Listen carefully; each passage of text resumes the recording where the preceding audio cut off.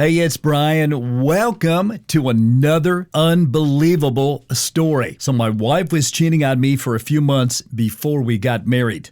I'm a 40-year-old male and she's 30 years old. About 2.5 years ago, my then fiance was acting very off. Classic signs of being disconnected, decrease in sex, putting her phone down around me, and being late for work, etc. She said that she was just depressed, and I believed her because she does go through phases where she gets into kind of a funk. My gut was saying otherwise.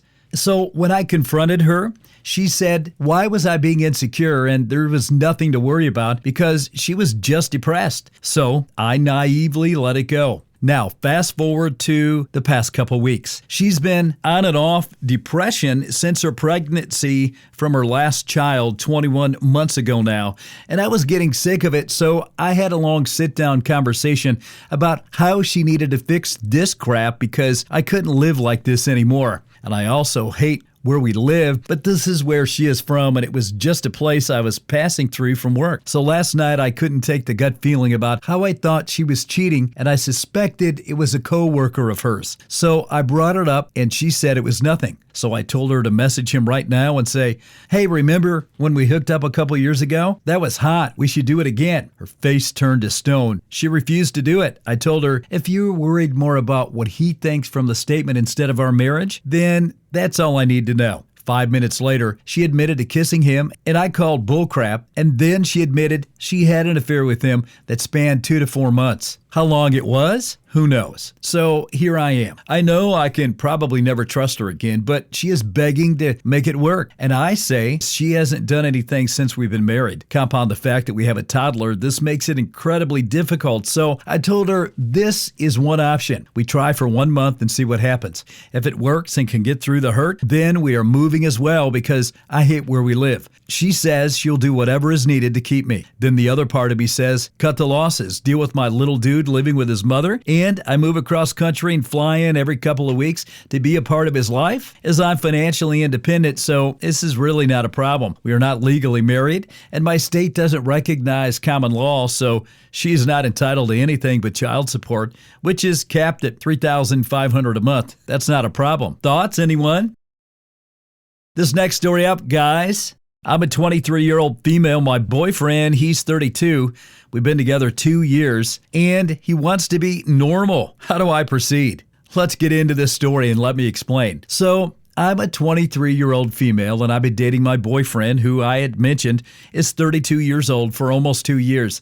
But there are several issues that are really bothering me. I've never met any of his family or friends. He's never introduced me to anyone important in his life. He's very passionate about politics, race, and social justice, which I don't mind. He's financially successful and travels frequently with friends, but he never invites me along. Now, in March, he went on a month-long trip to Bali and the Philippines with a friend, and that friend's girlfriend joined them later. After he came back, I discovered I had contracted chlamydia. When I told him, he denied cheating and dismissed my feelings, saying it was easily curable and that I was overreacting, even though I've been sexually assaulted by a previous partner. We talked about it, and I gave him the benefit of the doubt. Over the past year, he started telling me what I should eat based on advice from naturopathic doctors, and he has begun extreme intermittent fasting. He tries to impose these changes on me and gets upset if I don't allow his advice. I've only told him I love him once after 6 months, and he shut me down. I recently moved closer to work, and he helped me move. After settling in, he came over but criticized my apartment, complaining about the cleanliness and the quality of my belongings. He also compared me to serial killers, saying I was weird for having stuffed animals. He claims he has the right to express his feelings and wants a normal girl with a good job. He often makes hurtful comments and accuses me of thinking mean things about him. And accuses me of thinking mean things about him. I'm now seriously considering ending the relationship, but this is my first major relationship outside of high school. I still care about him, but he makes me feel like trash. I struggle with depression and low self-esteem, and I'm unsure about how to proceed. I'd appreciate any advice on what my next step should be and how to handle this situation. This next story, guys, I caught my wife cheating. Let's jump into this one. I'm a 44-year-old male and just recently caught my wife. She's 43. We've been together 16 years. I caught her cheating. She doesn't know that I know. We live in Ohio. First event, it really sucks. We have 3 teenage daughters in high school. They mean the absolute world to me. That is what is going to hurt the most. But I don't want to put them through this, and I don't want to lose them. I literally do everything for them, so I think they would want to live with me if given a choice. She is a recovering alcoholic that's been sober for a few months. I put up with so much over several years to keep our family together that this is the thanks that I get, advice needed, and questions. I've reached out to a local divorce lawyer for a consultation that I was referred to from my local bar association. I've been reading other posts saying to find the top 5 divorce lawyers in my area. Is there a good way to do this? Google gives results, but I feel it's an advertisement. I want to confront her so bad, but I have not yet. She keeps asking if I'm okay and saying that I seem off. Should I hold off until I speak to my lawyer? The way I found out was that I first had a suspicion, which led me to putting an audio recorder in her car. I then heard her phone convo with him from that recording. I'm pretty sure that's not allowed, but I just had to confirm my thoughts. I also have access to an old device of hers that still tracks her phone calls, not text, and the calls have been going on for a month or so. Lastly, she left her non-password protected smartwatch out, and I was able to view her text convos. Any of this that I should be worried about when I confront her? Let's talk about finances and assets here. Now, I am the breadwinner. She has a full-time job but doesn't make a lot of money, and we have separate bank accounts. We have some credit card debt. I have a 401k and she doesn't. We have 15 years left on the mortgage for our house, and cars are all paid for. They're all in my name. How screwed am I when it comes to assets? Will I have to sell the house? Sorry if I'm all over the place here. I'm just still processing all of this. It seems like a bad dream. All right, guys, it's Brian. Next up, he cheated and married her, but doesn't want me to move on. What the freak? Let's get into this story. I'm not understanding how someone who cheated on me with a woman he got pregnant and married doesn't want me to move on with my life. A former friend told me about his new relationship, and he has the nerve to come back with a flock of messages. This idiot had the nerve to tell me he wanted to rebuild what he had. However, everything we had was rooted in abuse and manipulation. He claims he's so miserable, but I know it's a flock of bull crap. I ended up cussing him to a pillar of salt because of what he said to me.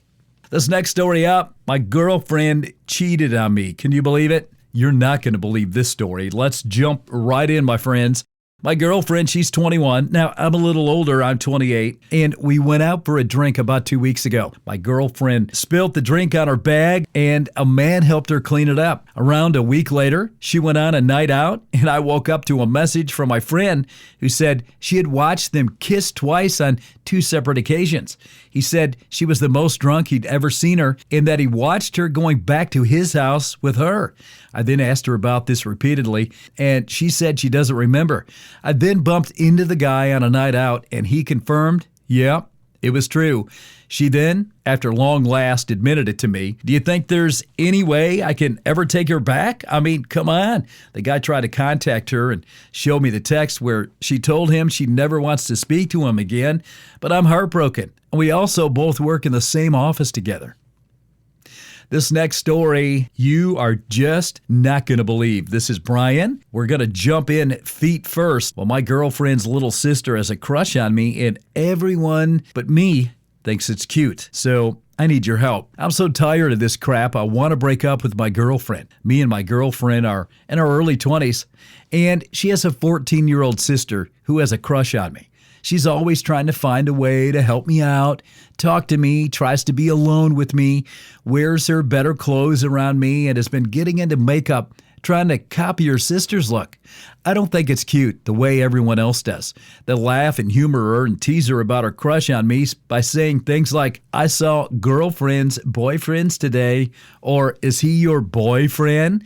It is so gross and it's uncomfortable. The recent times I've tried to get alone time with my girlfriend at her house were interrupted by her sister pounding on her door asking us what we're doing. It just blows my mind how no one thinks that it's weird, and they basically encourage her. together. She's gotten a slap on the wrist once for trying to unlock her sister's door while we were in there together, but that's it. They all think it's just a funny little crush that'll go away. Now, my girlfriend especially thinks it's so funny because she knows I would never go for a child. No frickin' crap, I wouldn't. It doesn't bother her because she's 14. I worry that one day her sister will start spinning fantasies about things we did. Now, I'm in my 20s, for freak's sake, and I can't have a lie ruining my life. I've talked to my girlfriend about her sister's behavior and how serious I am multiple times, but she always blows me off. I really love my girlfriend, and we've been together now for 2 years, but I want to call it quits. I really wanted to marry her someday too. No one is taking me seriously, and the last thing I ever need is a child saying I came onto them or something like that. I don't even visit the way I used to anymore just to avoid a freaking 14-year-old girl. That's depressing. My girlfriend doesn't like to come over to my apartment because I have roommates and her house is way nicer, but I won't go over there anymore because of her sister. Just had to vent. Thanks. I think John Oliver paid off my medical debt, and it kills me that I'll never know for sure. This is Brian, and this is quite an interesting story. Let's jump right in. It's been almost 10 years, and this still keeps me awake at night. In 2015, I was struggling a bit with my mental health. I won't go into the details other than to say that one night I decided that my life wasn't important and I tried to end it. My amazing roommate at the time took me to urgent care where my life was saved. From there, I was sent involuntarily to a behavioral health center. I was super young and very vulnerable. I just turned 19 and had no idea how to navigate the healthcare system, and I didn't want my parents to know. So I was on my own. The doctors and police who sent me to the facility promised that it took my insurance. In hindsight, I should have checked at the facility, but I didn't know better. Eventually, I did tell my parents. I was released, dropped out of college to heal with my family, and that was when my parents told me that the bill for both my ER visit and the facility had arrived. That was when I learned that it either didn't take my insurance or covered very little. Because I was so fragile at the time, my parents didn't tell me any details other than it was a lot. Insurance wasn't covering it and that they'd handle it. I remember how stressed my mom got every time another bill came in. Every time this happened, I think that it would have been better if I just died that day. And then, one day, my mom comes to me and tells me that my debt was gone, forgiven. I was blown away. When I asked, she said someone had bought the debt and forgiven it. That was that. That was it. No more details. I think there was a name on the company that bought it, but I don't remember it now. Y'all, this blew my mind. It felt like someone had taken this horrible burden that I'd struck my family with and wiped it away. It was like I was being given permission to keep living, like I'd been given a fresh start. The timeline is a bit fuzzy, but a couple of months or so later, John Oliver aired the story about medical debt on Last Week Tonight. If you don't know, he essentially purchased and forgave $15 million of medical debt. I wanted to cry. Obviously, I had no idea if it was him or some random stranger. Part of me wants to know because whoever did that gave me a fresh start. I got my first job, I went back to college, and now I'm married and just had my first kid. No matter who did it, I am forever grateful. They literally changed my life.